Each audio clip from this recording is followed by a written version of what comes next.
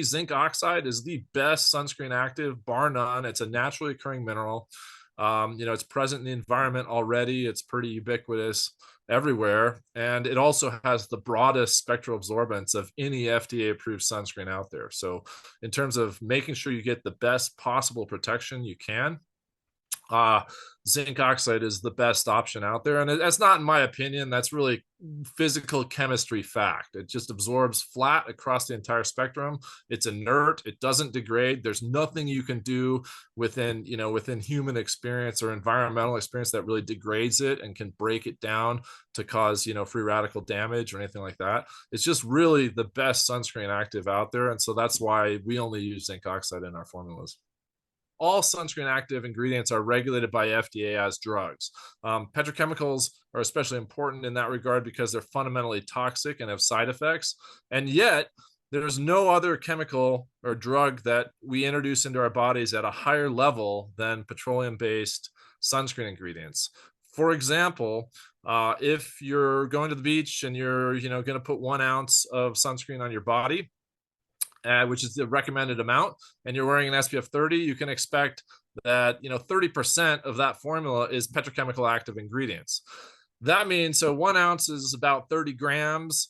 We'll say 30%. We'll just say 30% of that is the petrochemical active. So that's 9 grams of petrochemical actives that you're putting on your bodies that can get introduced into your body, because our skin is so permeable to anything petroleum based. Anything smaller than molecular weight 500, your skin's like a sieve tube. And so 9 grams is a massive amount. Depending upon the study, I've seen 60 to 80% of that can get absorbed. Let's just say it's 50%, be really conservative. That's 4.5 grams of a drug you're putting into your body. Now, think about it. Tell me what other drug you expose yourself to at 4.5 grams of. Maybe Tylenol. If you're really bad headache, you're going to take 1,000 milligrams. That's 1 gram. So the amount of petrochemical actives that we expose ourselves to is just massive.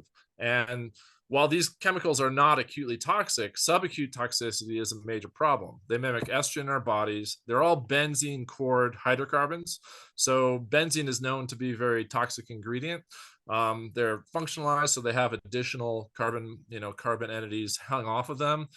So they're not as toxic fundamentally as a benzene is, but nonetheless, they're still similar in chemical homology there and can do DNA damage directly. And they don't biodegrade. They've been found to do damage to the ecosystems and reefs, reproductive processes of fish. There's a whole host of issues, and they don't particularly biodegrade in the environment, which is another issue there too. So formula is based, the building blocks are based on other ingredients that are naturally in our diets already. Coconut oil, beeswax isn't, we don't eat it, but it is an approved food ingredient. They use beeswax on apples all the time to protect them.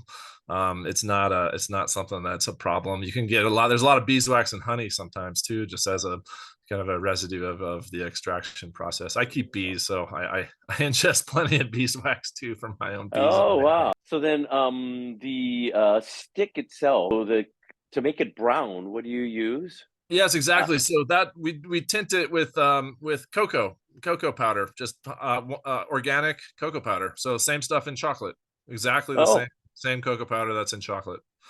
Exactly. And cocoa powder is kind of an interesting ingredient too, because it has a lot of antioxidant properties. So not only does it provide the color, but it provides a really nice, scent to the product. And then it also has additional antioxidant protective properties there too. I'm not as aware of it having like UV protection properties as much, but I'm sure there are some. I just don't think it's been studied particularly in that way. Yeah.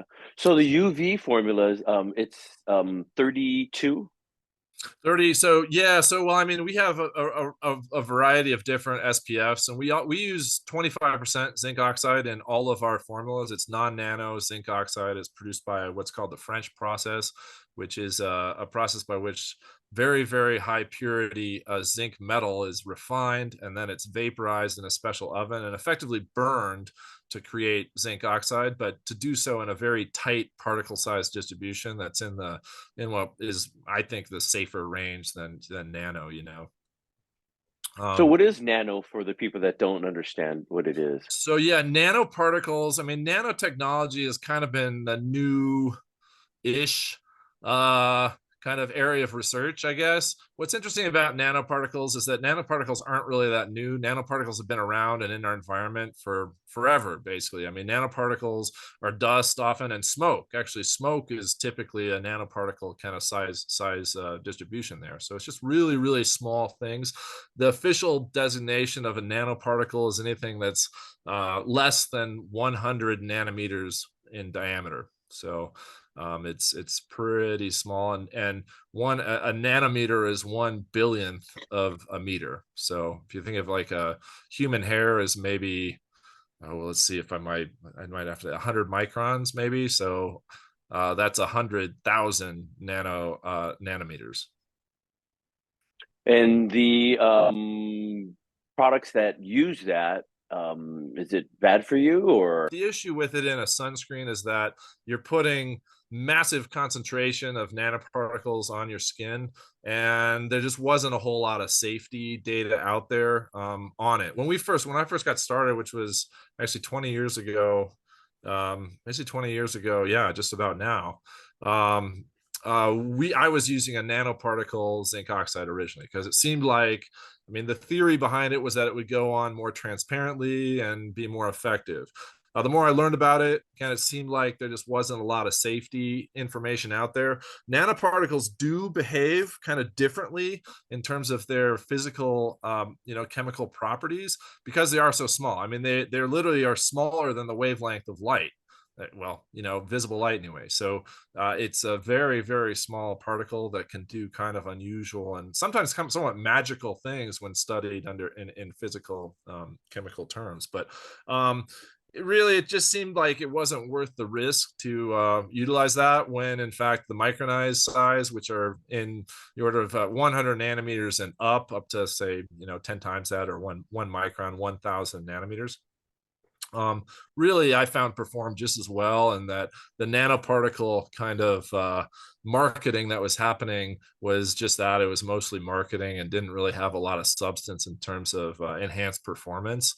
I have, they market it as being smaller. You can get a more even distribution on the skin, which, conceptually, maybe that's the case. It really also depends on the formula, because as you mix the nanoparticles zinc oxide into a formula, it tends to bunch up a bit. And so the effective particle sizes get bigger. And if that's the case, you're really losing, any potential benefits that you might have. But in my experience as a sunscreen scientist, I've not seen nanoparticle zinc oxide perform better effectively than the regular larger particle size that really has been around a long time and doesn't have similar issues. So anyway, Wow. that's kind So of I mean, the if it's just, yeah, better to be safe than sorry. exactly. And there are, with respect to environmental issues, like environmental issues with the nanoparticles getting out there in mass could be more problematic too. Again, there just were a lot of unknowns and not a lot of evidence or data that indicated safety. And I always will err on the side of safety. Just because there's no reason not to. And, it's like with the SPF values that we get in our sunscreens, which we have tested at an independent lab that doesn't have any agency conflict with giving us a higher number. It's zinc oxide, 25% zinc oxide formulas test in the 30s, and every single formula I've ever developed tests in the 30s. So companies out there that say, hey, we're marketing, a 20% zinc oxide and we got an SPF 50, I don't believe it, frankly. And the problem with that is that a lot of times these other companies will use other ingredients that are UV active and absorb UV energy, but are not approved as sunscreen actives. And that's a huge problem because there are a lot of chemicals out there that absorb UV very readily. But if they're not photostable, they actually are going to create more chemical damage in your skin, which is what you're trying to minimize. UV energy is very high energy radiation, or significantly high energy radiation, which if you're out all day and exposed to a lot of it, you're going to do a lot of DNA damage in your skin cells. and our bodies have really great mechanisms to repair that stuff, but it's a probability game. I mean, your body's never going to be able to repair all the damage, and if you're out there a lot, you're just going to accumulate more and more. And when you get enough hits in a given cell, in enough genes involved in controlling proper growth, that's when cancer happens. So cancer is really a probability game, and people have different genetic proclivities towards it, but generally it's a matter of minimizing. You want to minimize damage, and if you've got a lot more free radical damage happening, that's a bad thing. Some companies also use exotic botanicals, which have anti-inflammatory properties. And so since the readout of the SPF test, when it's done by a lab, actually it involves someone using their eye to view spots on someone's back that have been radiated to different degrees of radiation, of UV radiation, which spot turns pink. So it's a very subjective test to begin with. But because its pinkness is the readout, if you're using an anti-inflammatory that suppresses that pinkness or erythemal response, you're gaming the system. So the amount of damage you're doing to your consumer's skin or customer skin is just as high as it would be otherwise, but you're suppressing that redness response. And so you can get a higher SPF indicated, but not actually be as protecting people's skin to a better degree, which is really bad news. And unfortunately, FDA just has not caught on to this yet. And it's a fact. It actually happens. And, people may do it. I don't know that, I think really sophisticated formulation chemists do it intentionally. Absolutely. I understand how it works. I mean, I'm not going to do it because I think it's totally unethical and unreasonable and actually elevates skin cancer risk in my customers. And I want them to be out there, enjoying the sun forever. Right. Yeah. So anyhow, but that between using unapproved UV actives and anti-inflammatories in formulas, that's how you get higher SPF values than in the 30s with zinc oxide only, perceived zinc oxide only formula. So wow, so it's just visual testing. It is. It's just visual testing. It's really kind of unfortunate. That blows my mind. So the percentage, I noticed that instead of SPF, a lot of times you would tell us, well, it's a 90% or 97% UVA, UVB. Yep. That's a little bit more accurate kind of a reading. Absolutely. Yeah, precisely. Yeah, I mean, SPF is basically the inverse of percentage protection. Why they chose to do SPF, I don't understand. I actually submitted basically comments during the last review period to FDA about why don't they just indicate SPF as a percentage absorption, because SPF only measures UVB protection level. But so if you want to calculate the percentage protection, it's a very easy calculation. I mean, it's very simple. I'm going to talk a little math here. You subtract the inverse of the SPF. So if SPF is 30, you subtract 1 over 30 from 1. And so that would give you 90.97 effectively, thereabout, and then multiply it times 100, and that gives you the percentage, so 97%. And SPF 30 is 97.3% UV absorption. An SPF 50 is 98% UV absorption. So 20 additional units above SPF 30 only give you, a small fraction of additional protection level. So, I mean, that's part of the problem with SPF, certainly, and why anything above 30 is really, a marketing gimmick anyway. It's not really necessary. You can argue that if you go from SPF 30 to SPF 60, 60 has half as much exposure of UV as 30 does, but you're already absorbing the majority of the incident UV on your skin anyway. So, I mean, a 30 at 97.3% versus a 60 at 98.2%, you're getting like 1% more protection, but you have to expose yourself to almost 100 or better, 100% more petrochemical actives. And so you're trading 1% less UV for 100% more chemical exposure. Does not make any sense in any way, shape, or form if you're using the petrochemical actives. So but that's how SPF works. And why it's I think one of the reasons why FDA has been resistant to indicating UVB protection level as a percentage is because the chemical industry, unfortunately, has a lot of sway with them, and the chemical lobby is massive. And you know, the SPF value is sort of an opaque, hard to understand metric. And you know, to a layperson, 60 seems like it's twice as much protection as 30 when it really isn't. Wow. But it Blown makes it away. easier to market sunscreens. Unfortunately, the higher the SPF, everyone wants to see really high SPF. And if you have a really high SPF, it's easier to sell the sunscreen because you don't have to educate like we're doing today. You know, you don't have to get people up to speed to make them understand fundamentally what's going on with SPF Yeah. versus real Um, protection. and then the time, so from the applying time, was how many minutes for the stick formula? Right, exactly. For a 30 formula, SPF 30, if you are natural, it's all based on the amount of UV you end up absorbing is based on how much it takes for you to burn naturally. So if you burn naturally in 15 minutes of sun exposure without any protection, with a 30 you'll get the same amount of UV you know, absorption or exposure after 100 or 450 minutes. But that's 450 minutes is 6.5 hours. Well, it's 7.5 hours. Sorry, 7.5 hours is, you know, and you're not going to be at full sun exposure generally for 7.5 hours because the day just doesn't last that. It's generally the most intense from 10 to 2. And if you're in the afternoon with it, you know, a surf session in the afternoon, it's like you're not going to be too worried about that. So with respect to application, reapplication too, an SPF sunscreen works at the rated SPF, right? So making sure that it stays on you is really the key with respect to reapplication, but it's not like reapplying it gives you a vast amount additional protection. It only gives you the rated SPF when it's on you. So it has to be on you. The nice thing about like the Polyblock sunscreen or the stick sunscreen there it's a very persistent sunscreen that stays on you extremely well, and it literally, you have to shower it off at the end of the day, so you don't have to worry so much about reapplication because as long as it's there, it's going to work. It's going to work at the rated SPF. Now, with the petrochemical actives, unfortunately, one of the other reasons why FDA wants people to reapply those is that they actually chemically degrade when exposed to UV energy. So they become ineffective over the duration of the time that you're in the sun, which is really a bad, I mean, to me, that's almost a defective product, really. I mean, in my mind, Yeah, yeah. as you're using it, it loses its potency.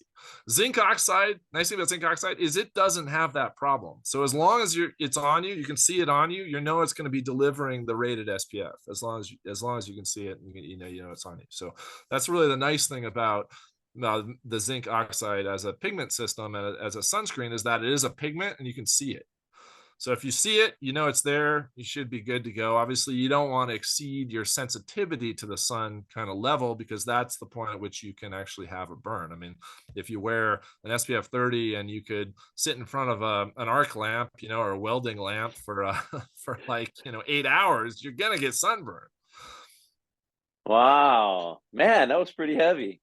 Yeah, All right. that information is really Anyway, I good. know, I know. Hopefully, this isn't too dense for people. I've been doing this for No. so long. It's really fun. I love talking about this stuff. So, anyway, You say stuff. What did they yeah. take out recently? Well, yeah. So for Reef Safe, I mean, oxybenzone. I believe in Hawaii, it was oxybenzone that got a lot of attention in that regard. And the problem with any petroleum-based sunscreen is that they all have the same chemical motif. So the difference between oxybenzone and octylmethoxycinnamide and avobenzone and mexoryl and octinoxate and all these other petrochemical sunscreen actives, they all have the benzene core and they're all very similar in chemical properties. And so, you know, one gets studied and gets bad press, that's, you know, great and all for people like us who recognize the issues associated with this, but it's all the other chemicals that are equally bad that just haven't been adequately studied yet. So that's where we are there. I know you might know better at specific chemicals that are prohibited in sunscreens in Hawaii, but unfortunately, a sunscreen that maybe has sinoxate and homosalate may be able to be marketed as reef safe simply because they don't have oxybenzone that's been banned.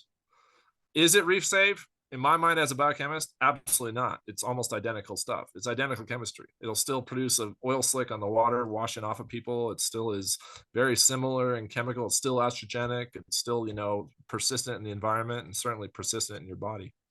So they Um, just took one chemical and said, "Well, this is bad for the reef," and they just right. switched it for something else. Pretty That's much. still bad for you. Yeah, I Because think the people are under the industry, impression that, hey, this is reef safe. This must be okay for me too. Is right. the mindset that it seems like it's happening. Yeah, I think that's certainly positive. And so in order, again, given that they haven't banned all the petroleum-based ingredients, it's up to the consumer to really recognize, hey, minerals are going to be better than any petrochemical and reef systems. And so zinc oxide and titanium dioxide really in my mind are the only truly reef safe ingredients, because they're just not going to do the same kind of damage that the petrochemical actives will. So So to make it easy, if you don't know what you're reading on the ingredients, don't get it. I would say so. Or if it doesn't have zinc oxide in it, be wary, right? And even Yeah. then, if it seems to only have zinc oxide as the active ingredient in the drug facts panel, that's great. But if it's saying 12% zinc oxide and giving you an SPF 50, I don't believe it. Or it's likely that they're using other UV active ingredients in the formula to boost the SPF, but doing so in a way that's not safe and really not approved and is against the maybe not the letter of the law, but against the intent of the laws that are designed to protect consumers from, bad sunscreen products. Right on. Woo. That was a lot of good info. Thank you very Cool. much. Awesome.